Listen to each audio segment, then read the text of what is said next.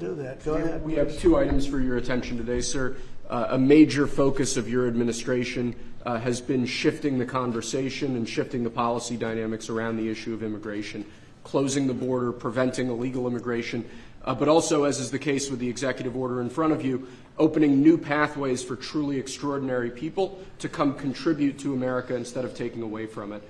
So this executive order is entitled the Gold Card. It will set up a new pathway, a new visa pathway for foreigners of extraordinary ability who are committed to supporting the United States for a payment of $1 million to the U.S. Treasury, or if a corporation is sponsoring them, $2 million by that corporation, and that will give them access to expedited visa treatment as part of this new Gold Card program. And one of the biggest problems we have is that people, they go to the best schools and they do great and they get great marks, and then they're thrown out of the country. You're not allowed to stay. This way a corporation will be able, sort of like a signing bonus in baseball or football, a corporation will be able to get them to stay in the country. And I think it's going to be tremendously successful. Howard, would you say a few words about it, please? Sure. So historically, the employment-based Green Card program let in 281,000 people a year. And those people, on average, earned $66,000 a year on average, and they were 5 times more likely to go on assistance programs of the government. So we were taking in the bottom quartile, below the average American. It was illogical. The only country in the world that was taking in the bottom quartile. So what we are doing now is we are going to stop doing that. We're going to only take extraordinary people at the very top. Instead of people trying to take the jobs from Americans, they're going to create businesses and create jobs for Americans. And this program will raise more than $100 billion for the Treasury of the United States of America. Which we'll use for cutting taxes and paying down debt. We think it's going to be very successful. Essentially, we're having people come in, people that in many cases, I guess, are very successful or whatever, and they're coming in, they're going to spend a lot of money to come in, they're going to pay as opposed to walking over the borders, and they may come from jails, prisons, and everything else. These people don't. They're very productive people. And they're going to pay $1 million. A corporation is going to pay $2 million. And it's going to raise billions of dollars, billions and billions of dollars, which is going to go to reduce taxes, pay off debt, and other good things. So I think it's going to be very successful. Mr. President, what? Big tax. Are the big tax on board with this decision? I wish you'd speak more clearly. I really do. Give it to me again. Are the big tax, the CEOs on board with this decision? Big tax? Tech companies. Big tech companies. Yeah, big tech. Yeah, it's big tech. It's every company. It's big tech. It's big tech. It's big everything. Okay, it's a company. I said it's not a tech company. It's tech companies and everything else. It's companies having a hard time getting people to be able to stay in the country. It's very difficult. Now, if you want to walk through the border, you can have no problem. People say, well, the best way to come in is walk right through the border. But they can't do that anymore because under our administration, the border is totally closed. You can only come in if you come in legally, and that's the way it's been, and that's the way it should be. And we're taking a lot of people out of the country that are here from prisons, from jails, from mental institutions, and even insane asylums, people that are crazy. We're taking them out of the country. We're getting them out of the country because you can't have a country like that. And I tell you, Christie and Tom Holman and all of the people that have worked so hard on this, they've done an unbelievable job. And I think we're getting great marks for it. People feel safe. Washington, D.C. is just the beginning. We brought the numbers down in Chicago a little bit by having the FBI in there for the last 5 months. We brought the numbers down in Memphis a little bit, but now we're going for the big one. Now we're going to go for the big one. But we set ourselves up very well in Chicago, Memphis, New Orleans a little bit, going in early just to see what was happening. We study it. We're studying the site. It's sort of like war. I mean, I hate to tell you, it's like war. Some of these people are really bad. They're really, really sick people. They're dangerous people. They're killers. They're murderers, drug dealers, and you can't have it. You can't have a country like that. It's so beautiful to see at Washington, D.C., that people are walking down the middle of the street and they're going to restaurants, and you are too. And half of you were mugged. I mean, I don't know if she's here now. I don't see her, but, you know, some people were badly mugged that were reporters. Two of the people right standing in the back of the room were mugged. And they're not going to have that anymore. And if you look at the crime stats in Washington, D.C., you have a safe place again. They were afraid to go to a restaurant because the restaurant would be held up while they're having dinner. And so they'd be mugged going there, and assuming they escaped the mugging, they go to the restaurant and then they're held up. This is how bad it's been. Yeah? Follow up on the visa question. I think this may be the next thing that you're signing, but for the H-1B visa action that you're doing, it's going to be next. We'll talk about that. You're very close to the technology CEOs. Are they concerned about that? I think they're going to be very happy. Everyone's going to be happy. And we're going to be able to keep people in our country that are going to be very productive people. And in many cases, these companies are going to pay a lot of money for that. And they're very happy about it. Okay, we'll talk about that next, all right? Okay.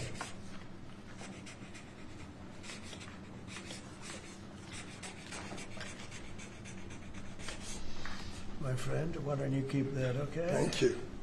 That's such a good job. Okay. It's phase one. John, are you happy?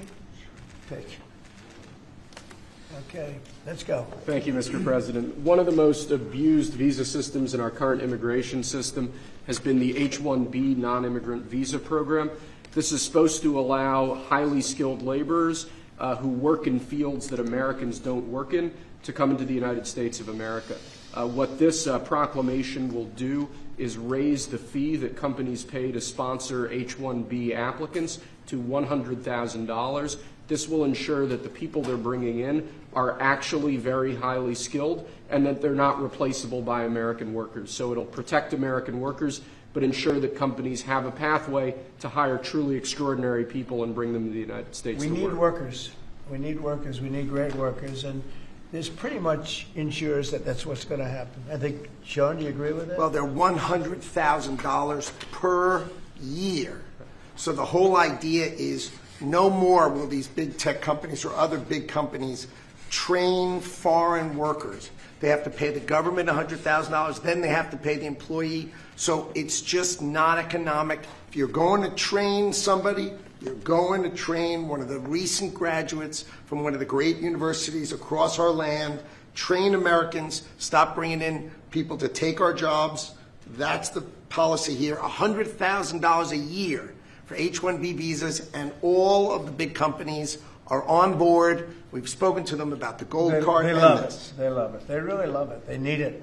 Go ahead, Sean. Mr. President, it seems like there's two categories of visa programs. The H-1B, a lot of people believe take American jobs, and then the gold card and programs like EB-5 that add value and jobs to America. Is that sort of how you look at the visa program?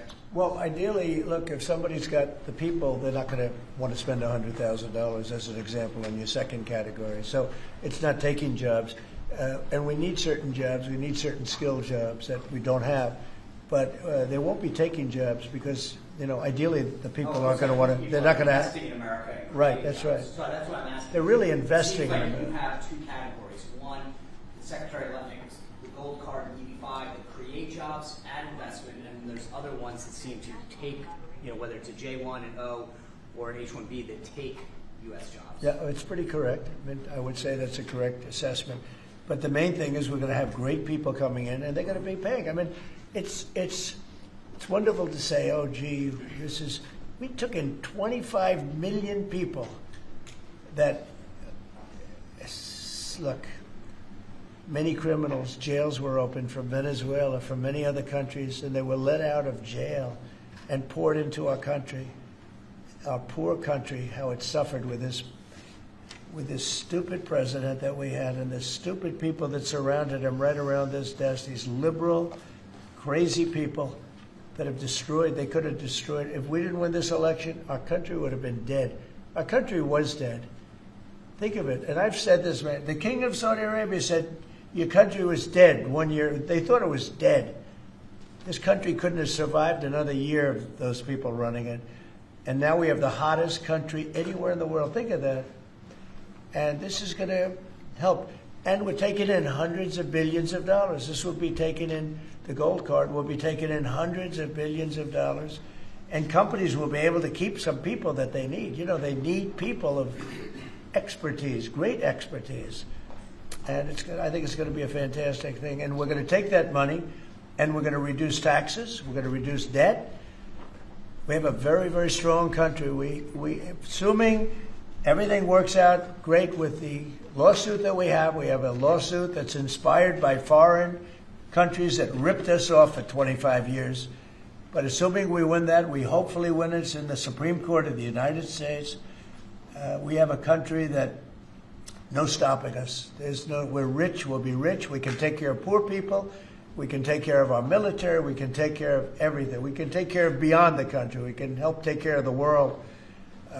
If we don't, it'll just be the same struggle that we've had for years where other countries charged us tariffs and they ripped us off. Our country has been ripped off more than any country in the history of the world. And now we're doing what we have to do. We're taking in billions and billions of dollars at levels that nobody has ever seen, trillions of dollars. And we're using it to reduce debt. We're using it to reduce taxes.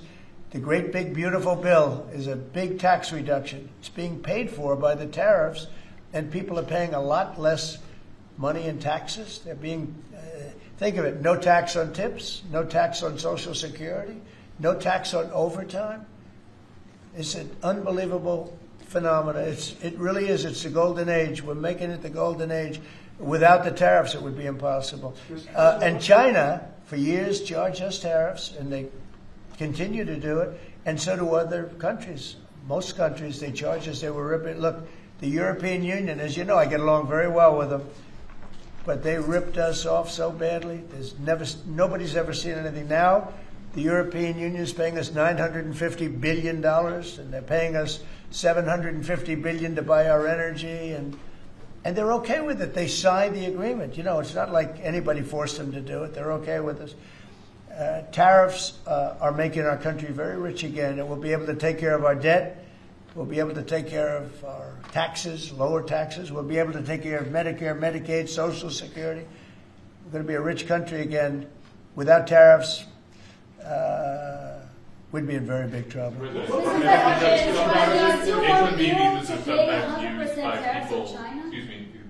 H-1Bs are sometimes used by people already in the country legally on other visas or student visas.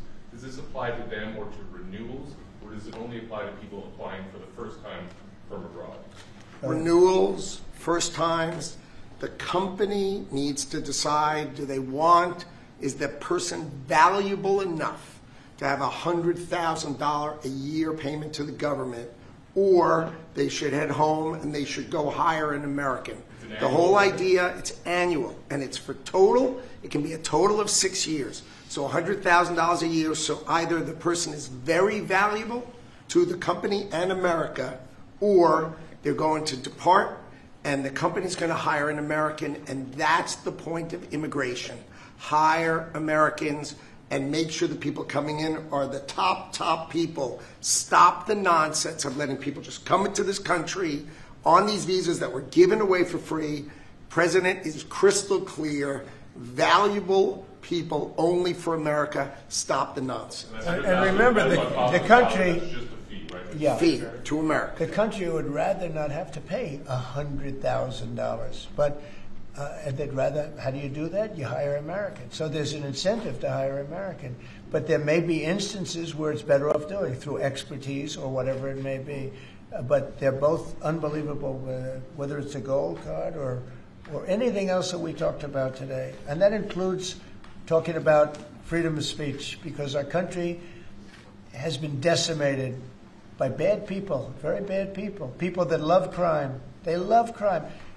Explain it to me. They don't want to have our military go in and save lives. But when you go and ask the people, do you mind having the National Guard come in if it meant safety? They look at the questioner like, what's wrong? What kind of a stupid question is that? Of course they do. We're going to have a safe country again. We're not going to have people shot, 11 people shot. Think of it. In Chicago, over a period of 6 or 7 weeks, 55 people were murdered. And then you have a governor saying how wonderful it is. It's not wonderful. It's a very unsafe. There's not a place in the world. You go outside, you go to Afghanistan, you go to different places all over the world that you hear about. It's 20% of what's happening in places like Chicago. And you think of them as unsafe. Mexico City, it's a tough place, dangerous place.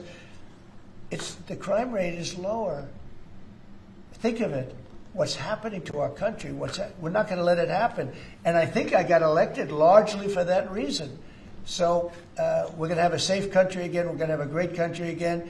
We're doing unbelievably. We have the highest stock market in history. We have the most investment we've ever had, ever, as a country coming in. And we're very simple. You know, they said, how'd you get elected? I got elected because I'm going to make America great again. That's what we're doing. We're making America great again. Thank you very much, everybody. Thank you, guys. Thank you, guys. Thanks, guys. I love your right there. Thank you very much.